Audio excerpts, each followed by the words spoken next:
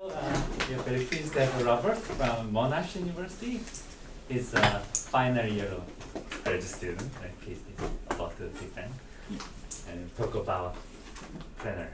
Perhaps powers product, right? Yes. Awesome. Thank you very much for that introduction.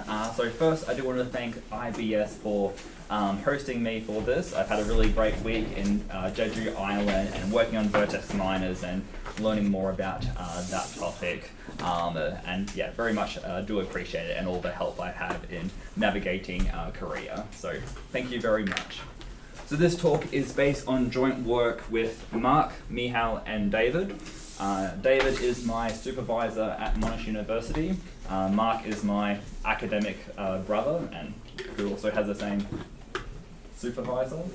I don't know MacBooks. And Michal, he's currently a postdoc in Belgium, but he visited us in Monash where we worked on this. So I want to be introducing a new tool for you called blocking partitions. And we use this tool to solve some open problems in graph product structure theory. So what is a blocking partition?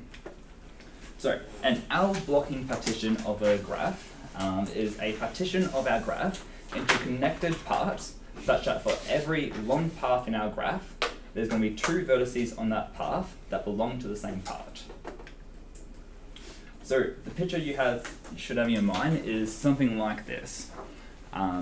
Every path of length greater than L within our graph between two vertices, we look at our partition and we're going to find two vertices that belong to the same part. So the goal is to get a partition, so we want each part to be connected and of bounded size.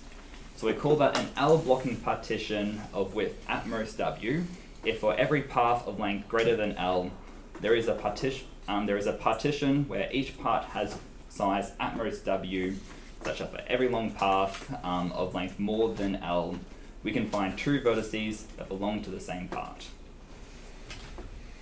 So the number of parts doesn't matter, right? Yes. Because each part has bounded size, it's going to be lots of them. So the key thing that we usually care about is the L. We want the L to be small, or even to find such an L, so that we can find parts of bounded size. This is the key new idea that we introduced in our paper, and it turns out to be a very useful tool in graph product structure theory. So let's think a bit more about these blocking partitions. When does a graph have a blocking partition of bounded width? This is also an example of what does this partition look like in a graph. So here we have the hex graph. It's a very fun planar graph to work with, has a lot of nice structural property. So each of the yellow blob corresponds to a different part. Each part has at most 9 vertices in it. And then if you look at a path of length at least 4 in this case, you're going to find two vertices that belong to the same part. So here we have the red path up the top here. We can bounce around a couple of times, but once we get to this last vertex, there's nowhere else that we can go unless we return to a part in our partition. We also have our blue path down below. I might just do it on this screen. It bounces up, up and down, up, but then we've got two vertices that belong to the same part. Is it a four blocking partition? So every path of length greater than L. But there's, you have a path of 4 vertices. Oh, 3 is, okay, I'm Yes. counting vertices or edges. Gotcha. Yes. Okay, thanks. Yeah. Okay, so if we want the parts. In the previous example, why don't you break it into 2 by 2? Why you use 3 by 2? 2 by 2, I believe you can keep on bouncing down. I think you can do better than 3 by 3. But depends how you do the triangulation. Yeah, this isn't meant to be optimal. We don't usually care about the size of the parts, as as you can see when we actually do get results, our bound for the size of the parts are going to be terrible. We just care that they are of bounded size. So, if we want the parts to have bounded size, we need our graph to have bounded maximum degree. And, well, unless we're going to be excluding trees. But if we have a tree with a d-airy tree of large height, then the width of the partition is going to be at least the d. So let me draw this on the blackboard. So we look at our root vertex, and we're going to be starting a part from that root vertex.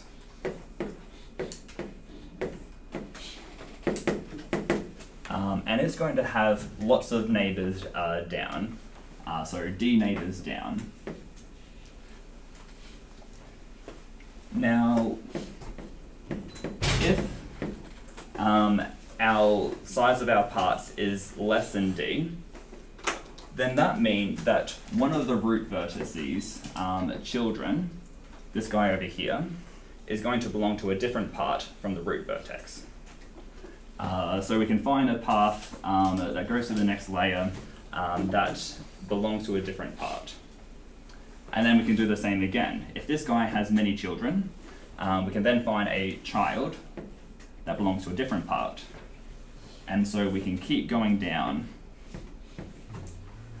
in our tree and find a long path such that each vertex belongs to a different part in our partition.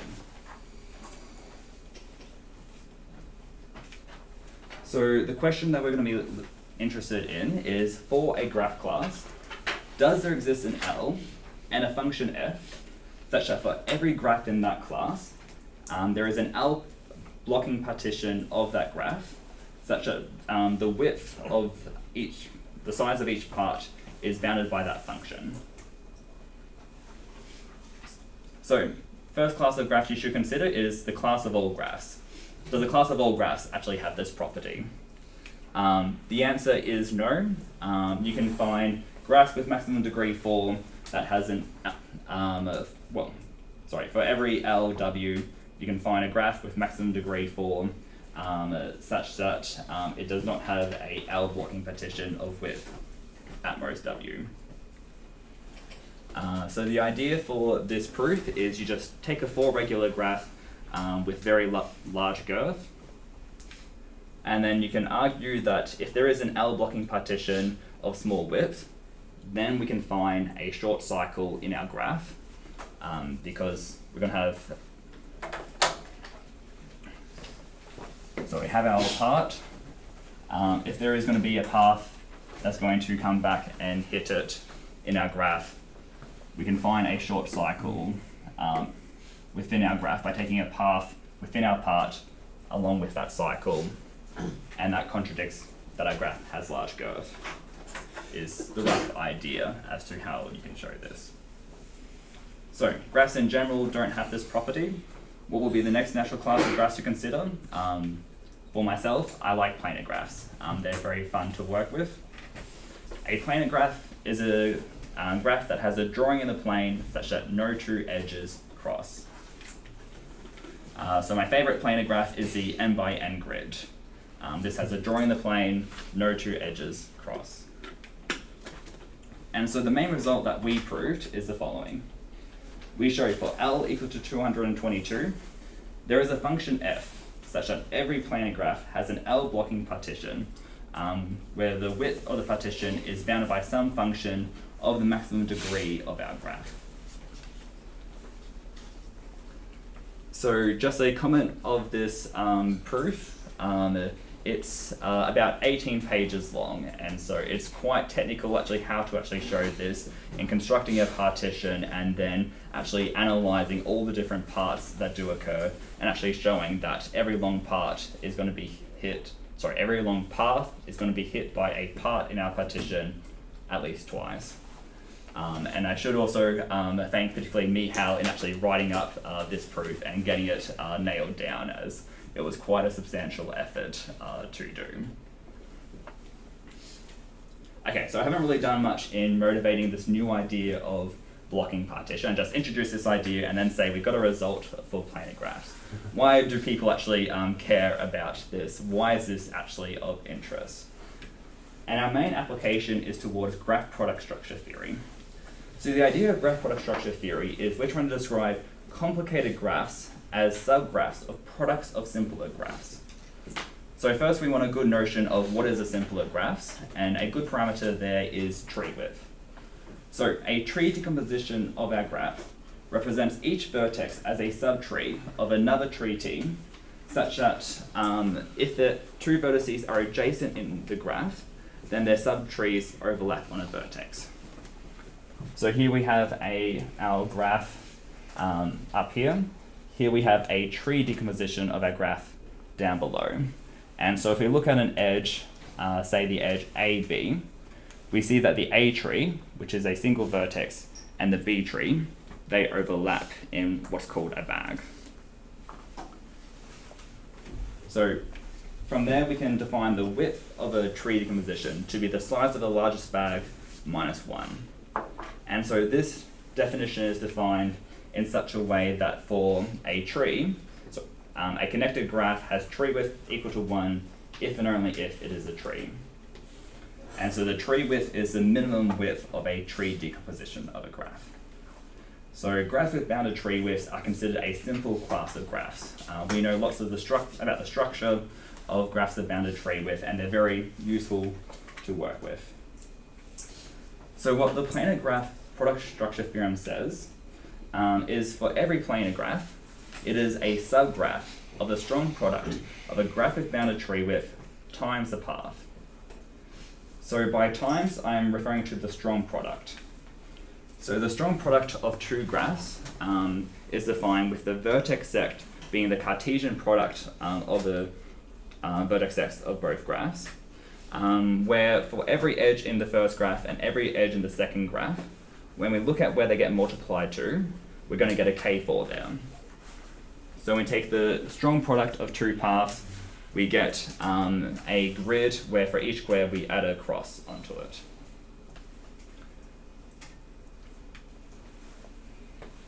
There's also another variant of the product structure theorem. In the first one, we have the tree width being at most 8. In the second one, we have the tree width being at most 3. But as a trade-off, we have a small complete graph K3 dangling onto the end. And so for various applications that you might look at, that small K3 doesn't actually change much of what's going on in the graph. So sometimes the first theorem can be gives you stronger result. Sometimes the second theorem can actually give you stronger results. So product structure theory has many applications. It's been used to solve many open problems regarding planar graphs and planar-like graphs. So the first big breakthrough was actually showing that planar graphs has bounded Q number.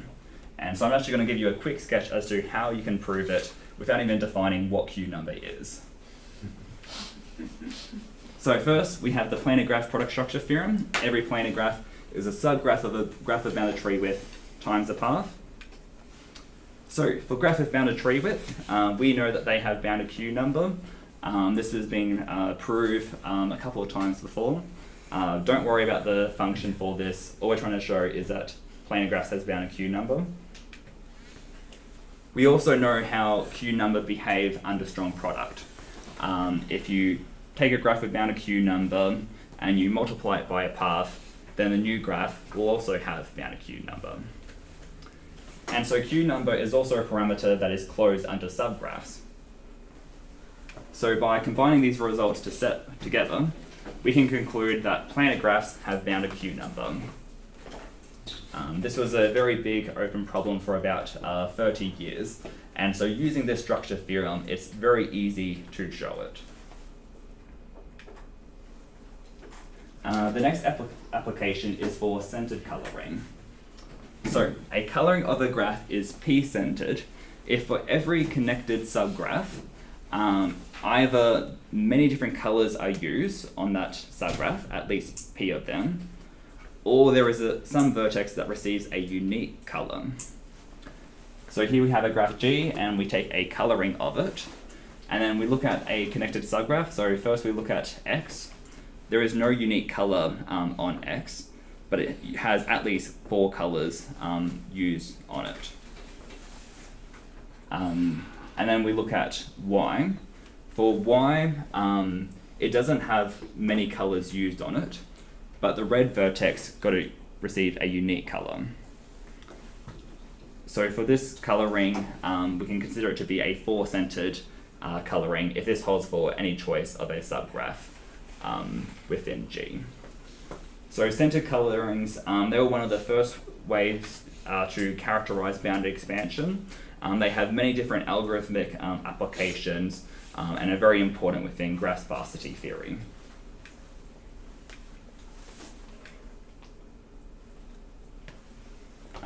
So there's,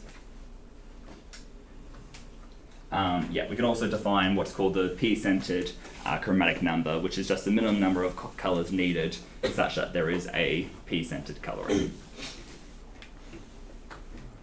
So, how can we show polynomial bounds for planar graphs using this method of graph product structure theory? So we have the product structure theorem. So first we consider graphs of bounded tree width. We know that they have a bounded p-centered chromatic number that is polynomial according to the order of the tree width. We also have a result for the how p-centered coloring behaves under strong products. And then by putting this together, we can deduce that for a planar graph, the p-centered chromatic number, the order of p is equal to 4. And so they have polynomial p-centered coloring numbers. And so this is quite important for algorithmic purposes. So an important thing to note with p-centered colorings is we don't really care about this k3 dangling on to the end. It doesn't do anything to change the order of the power of p. The only thing that determines the order of the power of p is actually the tree width of h. That is a key thing that we care about in wanting that to be small. For the small complete graph at the end, we don't really care much about it, just that it's bounded. But we want the tree width of h to be as small as possible to get the best possible bounds for p-centered colorings.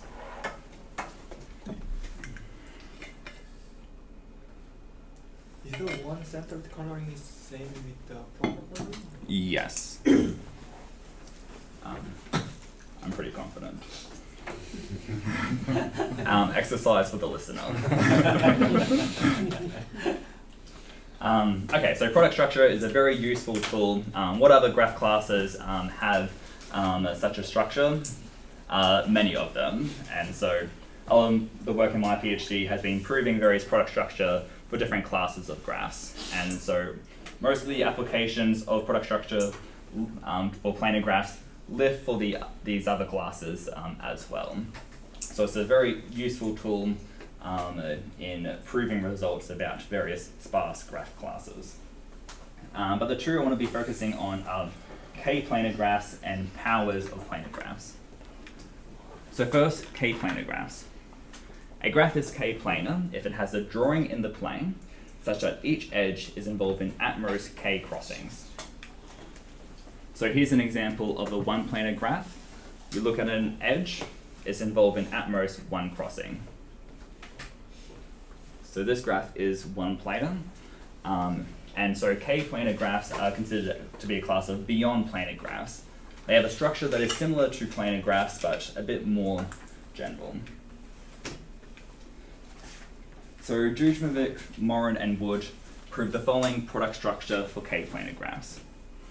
Every k-planar graph is contained in is a subgraph of the strong product of the graph with bounded tree width times the path times a small complete graph, where the order of the tree width is k cubed.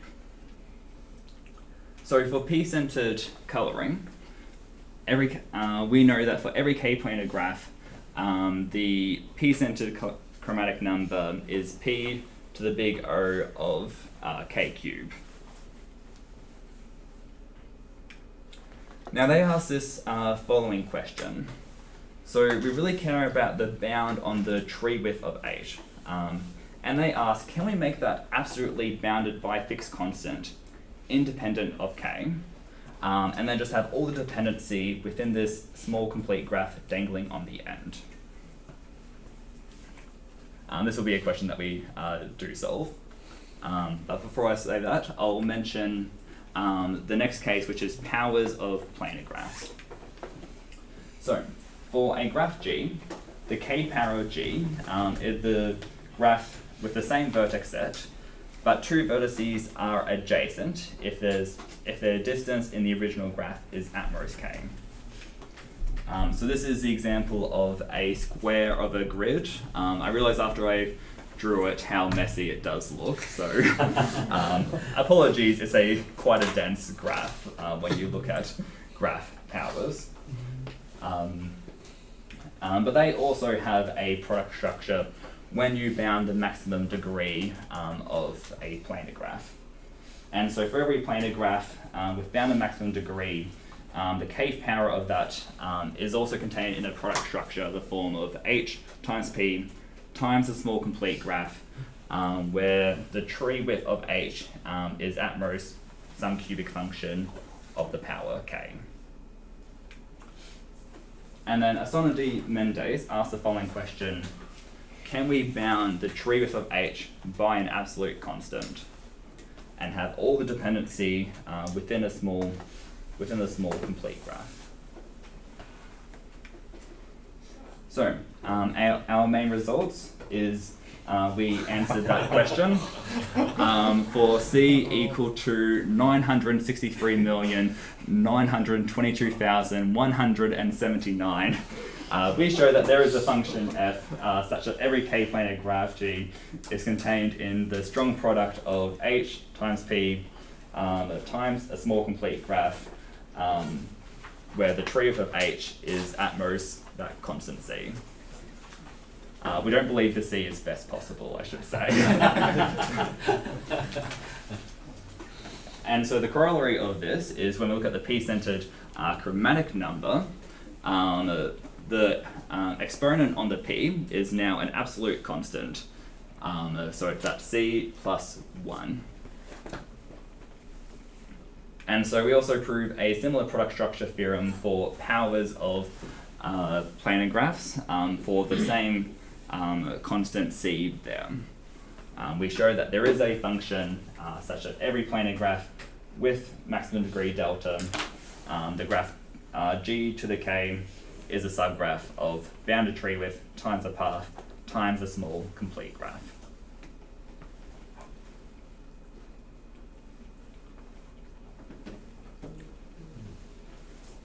Okay, so now I'm going to move on to giving a sketch of this last theorem here. How can we use the blocking partitions that I introduced at the start of the talk to show this product structure for powers of planar graphs? And so the goal is we want the tree to be bounded by an absolute constant and put all the dependency on this complete graph dangling on at the end. So let me remind you of what the definition of blocking partitions was, because I know for many of the talks I go to, I have short-term memory loss. But I know you guys are all good listeners, so that this shouldn't be an issue for you. So an L blocking partition of a graph, the partition has width at most W if there's a partition of our graph into connected sets such that for every path of length greater than L, at least two vertices belong to the same part in the partition. And so our main tool we're going to be using is this result for blocking partitions of planar graphs. So for L equals to 222, for a graph with bounded maximum degree, for every path that is sufficiently long, we're going to find two vertices that belong to the same part in our partition. Alrighty, so let's look at our planar graph with bounded maximum degree, and let's look at our blocking partition of this graph. And so here is our blocking partition. In this case, the width is equal to 9. And we want to think what happens when we contract each of the yellow blobs here. And so after we do this, we can actually see that our graph G is going to be a subgraph of this graph H times a small complete graph. So for each of the parts, we're going to contract it into a vertex. That's going to be this new vertex in our graph H. But because we contracted multiple vertices, in this case 9 vertices to the same part, we're going to compensate by that by multiplying by a complete graph on 9 vertices. So our initial planar graph G is contained within this graph H times a small complete graph. So what is this graph H? So all we've done is contracting connected parts. And so that means H is an induced minor of our initial graph. So if we start with a planar graph G, we take a blocking partition of it with bounded width, we contract each of the parts, we get a new planar graph, and whose maximum degree is bounded by some function of our initial graph after we do the contraction. To see the maximum degree part, so we contract a part in our partition, and we're going to think, okay, what is going to be the new maximum degree? Each vertex is going to have at most delta neighbors coming out to it. And then we contracted W vertices into 1. So the total number of neighbors coming out of here is going to be at most the width of our partition, which is going to be W, times the maximum degree of our initial graph. So our new graph H is a planar graph with bounded maximum degree. Now this isn't using anything about the blocking partition. This is true for every partition of bounded width. Once you do the contraction, the new graph is going to be an induced minor of the first graph. But now let's think about the blocking partition. What does that say? So I'm not going to worry about that complete graph anymore, and we're just going to think about this map from the initial planar graph G to the induced minor of it, H. And so we can see this vertex U is going to get mapped to this other vertex I'll call rho of U.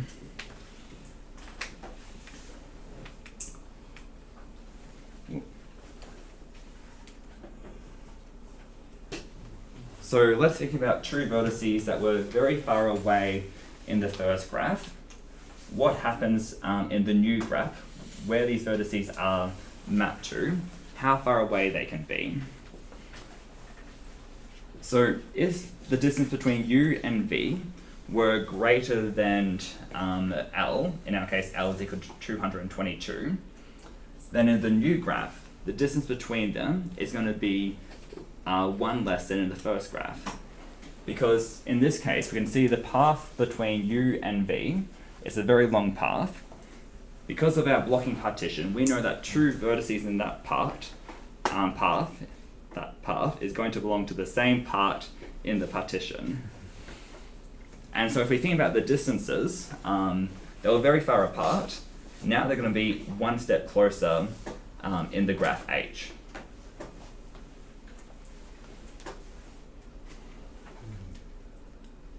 And so H is a new planar graph with bounded maximum degree. So we can repeat this operation. We can do it again and again and again.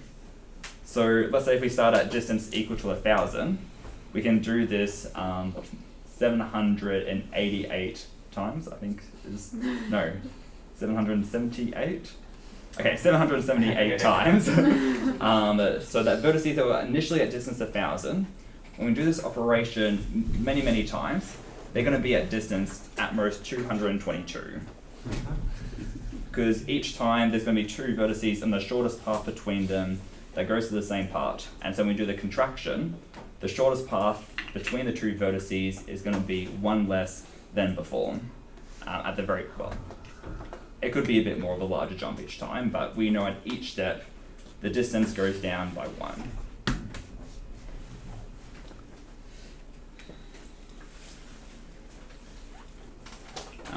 Yeah, I should have had that slide up just before.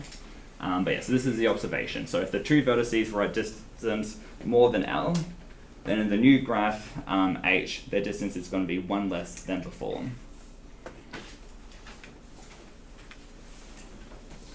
Okay, so what is this saying once we iterate this many times?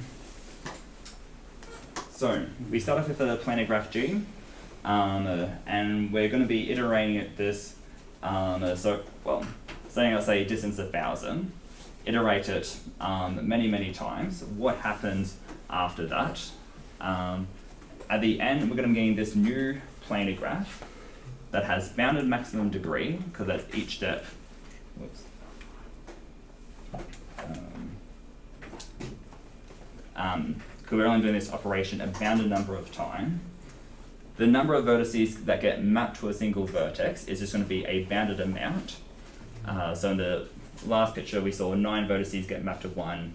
It's because of the partition has bounded width, it's a bounded number of vertices to each time.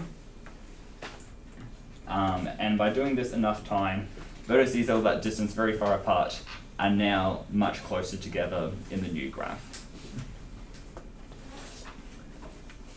So what does this say for powers of graphs? So for powers, let's say g to the k, we're adding an edge between vertices that are at distance at most k. So what we can do by iterating this procedure to get this new graph h, we can say that our initial graph gk is going to be a subgraph of the L power of h, the graph that we get at the end, times a small complete graph.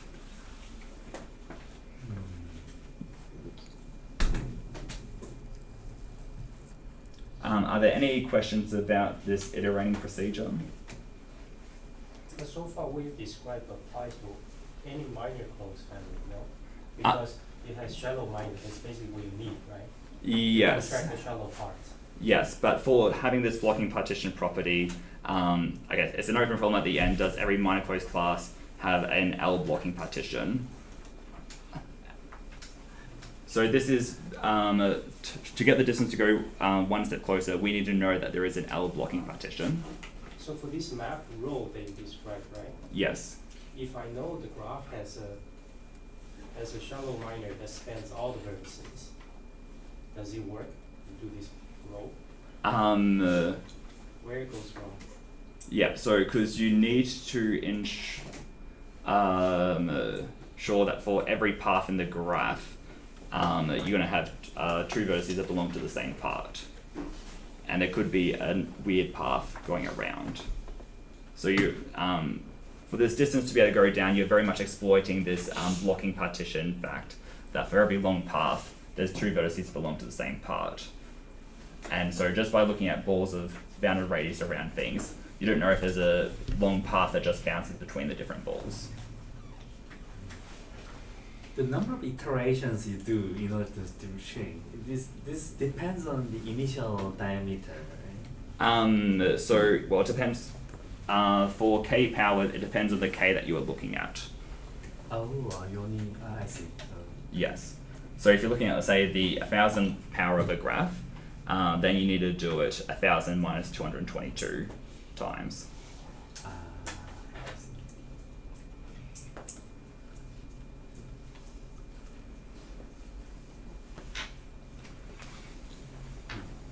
Okay, so by iterating the application of blocking partition, we can get the k power, describe it as a subgraph of the 222 power of another planar graph with bounded maximum degree.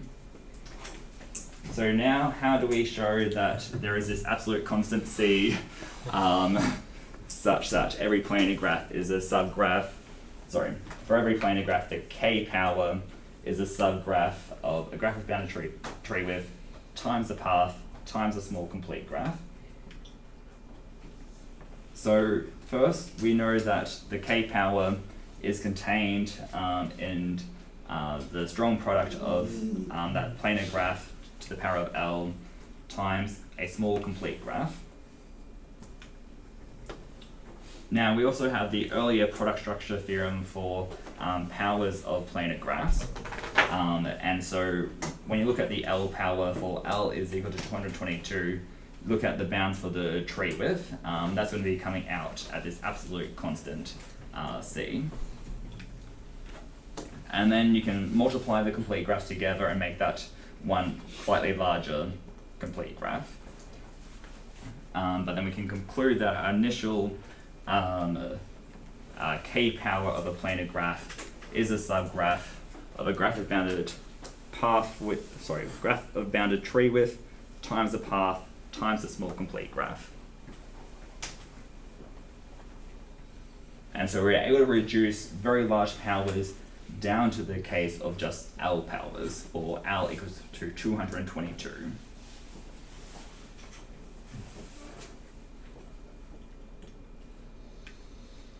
Okay, so I'm going to make some comment about our proof for blocking partitions, how we went about showing it. So the actual proof itself is 18 pages long, and so I'm not going to give that much details of it because there's a lot of different case analysis, because what's really strong about these blocking partition is we're claiming it holds for every single path of sufficiently long length in our graph. And so there's many different paths you have to be mindful of in trying to prove it. So what I'm instead going to do is actually talk about what inspired our proof method, and so this result is actually from another paper that I'll be talking about. And so it's a very useful tool when looking at planar graphs and trying to work out how to go about decomposing it into simpler parts. So it's based on what's called this quarter partition method.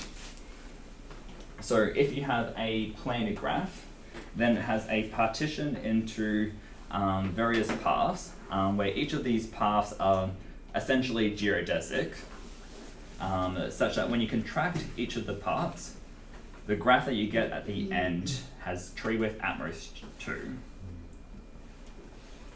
So this is a very useful structure theorem for planar graphs, and the proof is relatively straightforward into how to go about doing it.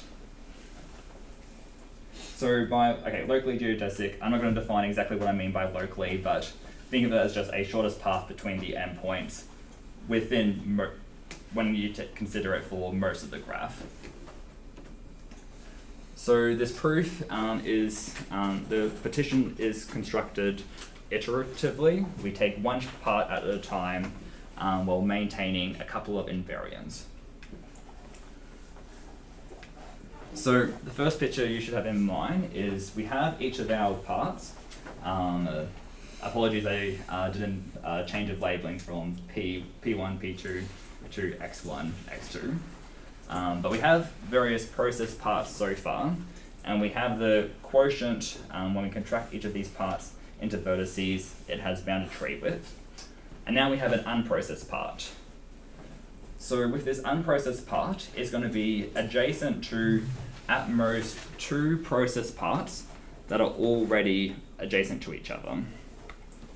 And so we want to be processing this new part and break it up so that we can inductively continue on in the proof.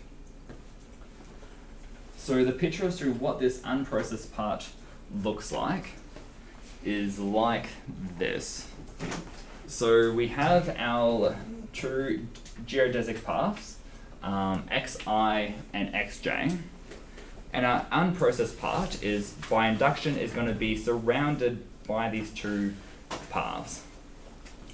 And so the light blue area here is going to correspond to this unprocessed part, and we want to be turning that into a bunch of these locally geodesic paths. So this proof, we're assuming our planar graph is a triangulation.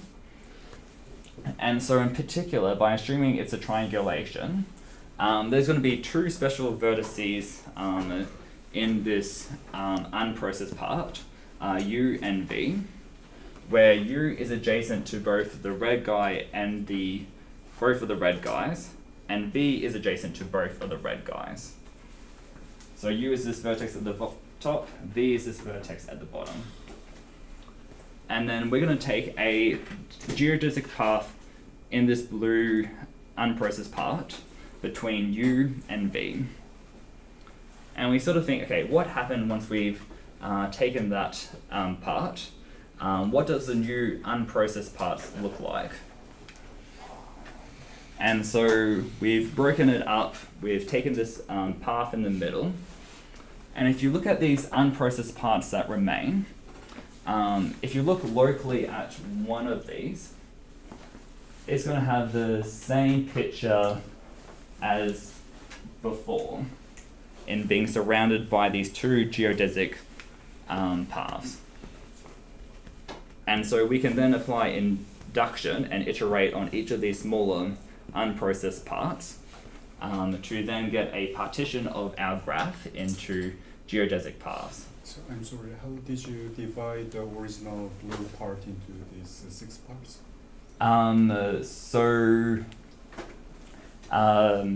Okay, so we take a geodesic path between U and V, and then we're going to look at what are the connected components that remained.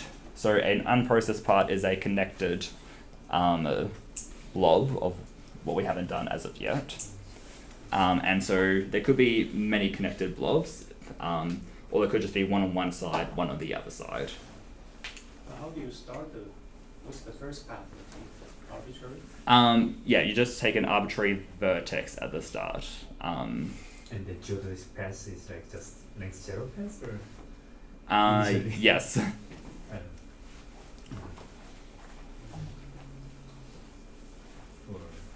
So I think in starting it off, if it's a triangulation, you can assume that the outer face is a triangle, and then so you're just going to take one vertex on one side of the triangle and then the edge on the other side.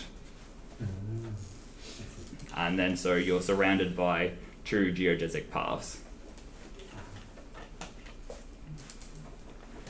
And so if you have a triangulation, planar graph that is a triangulation, you can then process it into these various paths. And so that's a rough inspiration as to how we proved our blocking partition. So one, we can't assume that our graph is a triangulation.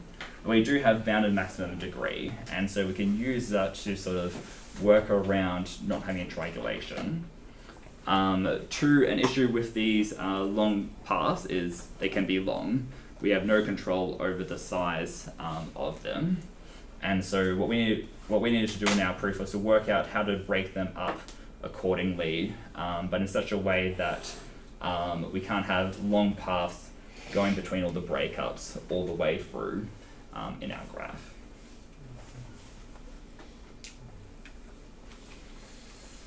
So, you mentioned the question at the end about do minor closed classes have blocking partition? So we showed for graphs of bounded tree width, they allow such a blocking partition where the width is some function of the tree width and the maximum degree.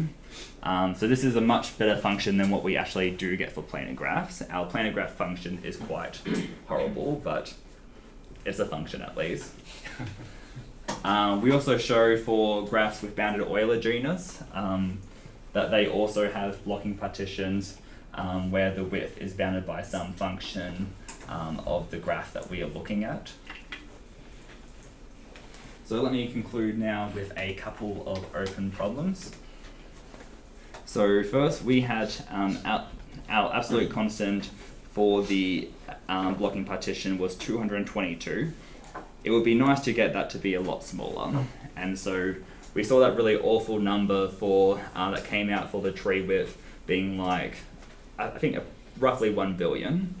That came because we did like 222 to the power of cube roughly to get that alpha number. And so if we reduce 222 to something a lot smaller, we can get a more reasonable number coming out there. So it could even be possible that this can be done with L equal to 3. We do think our proof we can get a better value for L. We just mainly focus on making it as simple as possible because it was a very long proof, and so it could be tweaked a bit to maybe get it down a fair bit more, but it's not going to go all the way down to single digits easily. So by solving this problem, we can then deduce a better product structure for k-planar and for powers of planar graphs. And then the question for other minor closed classes, so bounded tree width, bounded Euler genus we're happy with. What other minor closed classes? Does an arbitrary KT minor 3 graph have L blocking partitions of bounded width? One thing that would also be interesting is not just minor closed, but induced minor closed. So when we do this iterative procedure, all we're doing is taking induced minors. And so it could be possible that proper class of graph that's closed under induced minors, they might emit these L blocking partitions of bounded width for some constant L. So induced minor closed mean we're closed under deleting vertices and contracting edges. One natural classes of graph that is closed under induced minors that I quite like is string graphs. So a string graph is an intersection graph of curves in the plane. So we have a bunch of curves, and two vertices are adjacent if their corresponding curves intersect. So the red curve intersects the black curve, and so the red vertex is adjacent to the black vertex. And so string graphs are nice because they're closed under induced minors.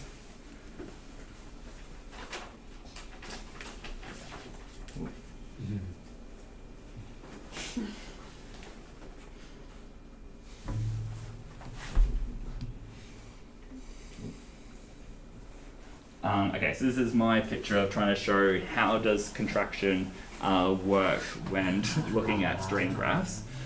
So say we have the black string and the blue string, and so they're adjacent, and we want to contract them down into a new vertex. And so what we do is we get a string that traces around the black and orange string. We introduce a new string to replace what was initially the black and blue string. So this is my attempt at drawing what that new string would look like when you just trace around it.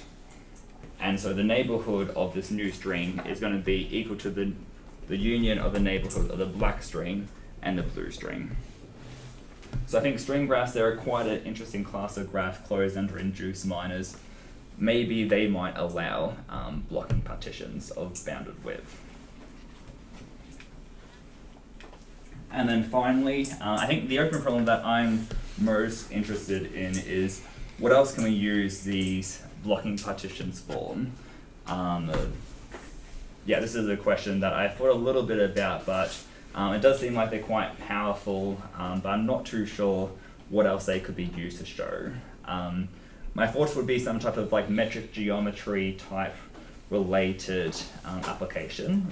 I just don't understand metric geometry well, but if anyone here understands metric geometry well and can think of some applications, yeah, please chat to me. But otherwise, thank you all for listening.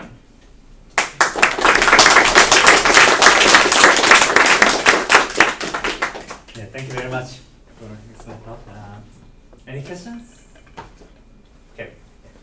So I guess you asked, like, could L be as low as 3? Yes. It's probably a silly question, but I suppose you know that it's not 2? I think we did check that. Is there a nice example? Okay, so okay, what does these lower values Yeah. actually mean? So it means, so say partition your graph into parts of bounded size such that every path of length greater than 2 belongs to different parts. Oh, is it greater than 2 or greater than or equal to? Greater than 2. Ah, okay. I imagined triangulations, so the hex grid, I feel like you should be able to show that there will be a triangle that isn't covered. And so once you have a triangle that belongs to 3 different parts, you should be able to bounce around them. Well, that's actually length 3. Yeah, so that's only length 2. Okay, so you need like a square that isn't covered. But you might be able to find that as well. Yeah. The other thing in your application, it looks like you care about geodesic paths specifically.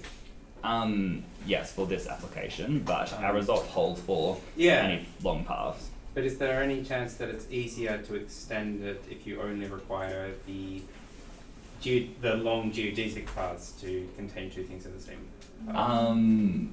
Possibly, but I don't have a Yeah, proof no, showing just- that's easier. But and yeah, so, I guess you have a stronger result, so why Yes. have? But yeah, okay. Yeah. Cool. But yeah, so possibly there could be an easier proof just caring about the long geodesic paths. This tool can also be used for k-planar graphs, and I can explain afterwards how exactly to use it to get the better product structure theorem, but for there we're only caring about very precise paths between vertices, and there's a lot of paths that we don't actually care about. And so maybe for k-planar graphs, instead of considering all paths, just consider special paths, will do the job. So with the k-planar graphs, are they? Is the way that works just that? Because are they just subgraphs of graphs of these products of planar graphs? Powers of planar graphs. Yeah. So like Because of so for powers of planar graph we need bounded degree, Yeah. but k-planar graphs can have arbitrary large degree. Oh, the bounded degree condition was only for the powers. Yes. Ah, okay. And so the idea for k-planar graphs, so you have an edge involved in at most k crossings. So roughly what we, and then we sort of delete the initial vertices that we do have, and then this gives us a graph with maximum degree form, and then we apply the blocking partition lemma, and then add the vertices back in, and so the vertices that was initially far away in this planarization is now closer together, is a rough intuition for how that works. And so that's why for k-planar graph we don't need the graph to have itself to have bounded maximum degree, but we reduce it to a graph with maximum degree form. I have a question. So that in the sketch you talked about the corner partitions Yes. and you studied the triangulations and eventually you want to get L lock-in partition, but I couldn't see how you could assume that graph is triangulation, because when you add an edge, sudden maybe by adding an edge, disconnected set become connected set. So Yes. So I'll say our proof is inspired by this method, Uh-huh. that we do things very quite differently. I see. And so instead of looking at geodesic paths, we actually look at like geodesic trees with like a bounded number of leaves. And there's several things you need to do in order to be able to drop the triangulation condition, well, to ignore the triangulation condition. So what's the problem with assuming triangulations? Okay, so there'll be a question about, so if a planar graph has bounded maximum degree, is there a triangulation of it with bounded maximum degree? I think there is. Yeah, I think that will be true. And then geodesic paths, is that closed under subgraphs? Oh. So Also, because you need each of the parts in the partition to be connected in order to go to like a minor of the initial graph. But it could be so what's the final thing? In the application. An issue is also for the k-planar graphs, because there's a sense of like we are deleting these initial vertices, but because we're not introducing any other edges, that can cause a problem with the initial vertices. And so if you assume a triangulation, once you delete those vertices, you can't necessarily add them back in. Yeah. Okay. I have a one. Oh, maybe you have a question, right? Yeah. So here you are considering the planar graph of bounded degree because you want to like you want to have all the dependency on k on the click part. Yes. Suppose that I don't care about it, so you can you're the tree with the tree bounded tree with part can have like dependency on k. Yeah. So then do you have the product structure theorem for like k power of a planar graph? So there was the initial product structure theorem that I introduced. Yeah, so that's Yes. that includes with the k power of a planar. Yes. Right. Then next question. So is there another example of so for example, if you consider like two powers of bounded Euler-Genus graph, Yes. then or like a two power of other graph with the product structure theorem, then do you have a product structure theorem? If they have that blocking partition, for graph of bounded Euler genus, so everything I said about planar graphs also holds for graphs of bounded Euler genus, just with different numbers coming up.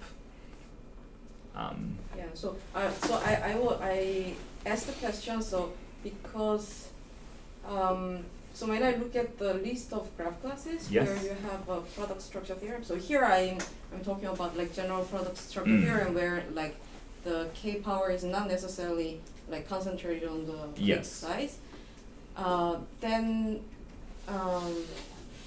So the list of graph classes, they many of them actually coincide with bounded tree width graphs, like a graph classes of bounded twin width. Twin width. And Okay. yeah, and actually the reason, so for example, the reason why planar graph, so I don't know how you do it for proving product structure theorem, Mhm. but the reason that why the k-planar graph have bounded twin width is because they can be FO transduced. So FO transduced, if you are not familiar with it, just consider it as a k product of Yeah. k power of the original graph. So it's basically k power of the original graph. So I was wondering, like, I give you a graph class where the product structure theorem works, Mhm. and take a 2 power of it. Yeah. Then can you prove product structure theorem for the intro? Yes. I think if it's close under my.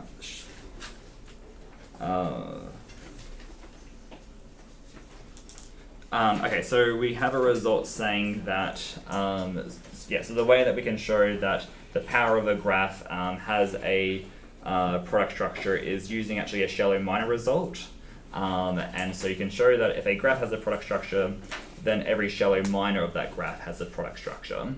And so you can describe powers as shallow minors where you sort of get your initial graph, you multiply it by a small complete graph, according to, say, the maximum degree of it. And then you can sort of take, then the initial power is contained as a shallow minor. Sorry, I should write this down because I don't think anyone's going to follow what I just said.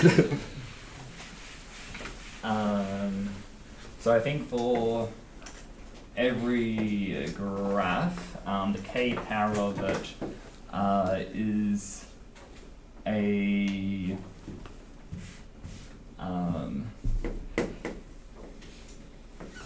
roughly a k over 2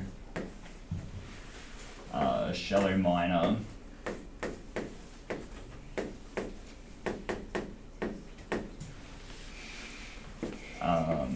Of our initial graph G times a complete graph, where the size of the complete graph just depends on the maximum degree of G and the K that we're taking a power of.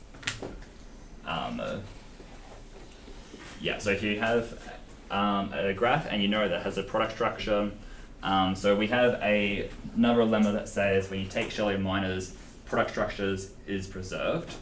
And so from this we can say that the power of the graph also has a product structure.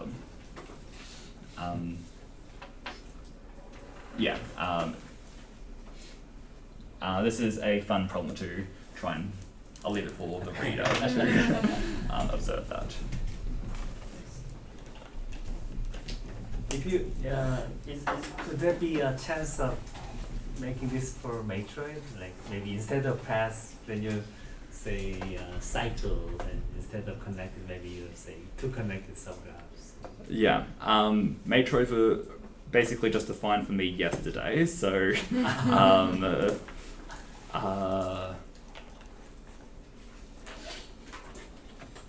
yeah, I guess potentially. I don't have intuition on matroids. James or Rucker might have solved that problem at the back.